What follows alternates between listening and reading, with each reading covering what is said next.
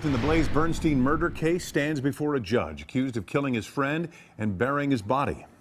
Well, Sam Woodward made his first court appearance today, 8 days after Bernstein's body was found in a park. CBS 2 Orange County reporter Michele was at today's hearing, and she's live in Santa Ana with that and how Bernstein's parents are coping. Michele?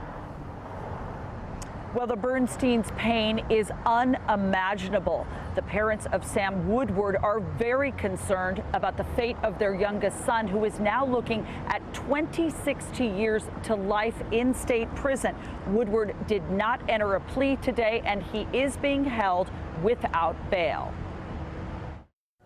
The court will call the matter of People versus Samuel Lincoln Woodward. A 20-year-old Newport Beach man has been charged with stabbing high school friend Blaze Bernstein to death. Sam Woodward listened intently to the judge as she read the murder charge against him and explained that his next court appearance would happen in 2 weeks. Mr. Woodward, you have a right to be arraigned today. If you were arraigned today, you would have a right to have a preliminary hearing within 10 court days of today's date. Do you waive and give up both of those rights and agree that your arraignment may be continued until February 2nd, 2018? Yes, Your Honor. Woodward's deeply religious parents held hands during the proceeding, a priest by their side. The defense attorney said they are suffering, in shock, and trying to make sense how an Eagle Scout now is an accused murderer. Mr. and Mrs. Woodward, is there anything you'd like to say after this hearing?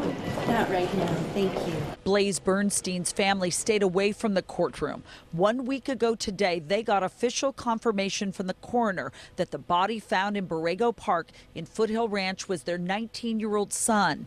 Officials said from the beginning that Sam Woodward was the last person to see the University of Pennsylvania student alive at the park. District Attorney Tony Rakakis disclosed 2 new key pieces of information today never released before. Sam Woodward allegedly visited the crime scene days after Bernstein's body was buried in a shallow grave. And he also said Woodward cleaned up the car he was driving the night he picked up Blaze Bernstein. So far, this is not filed as a special circumstances murder case. We have an obligation to file charges only if there's sufficient evidence to prove beyond a reasonable doubt that allegation. So a hate crime or a special circumstance allegation requires that level of proof. I don't know.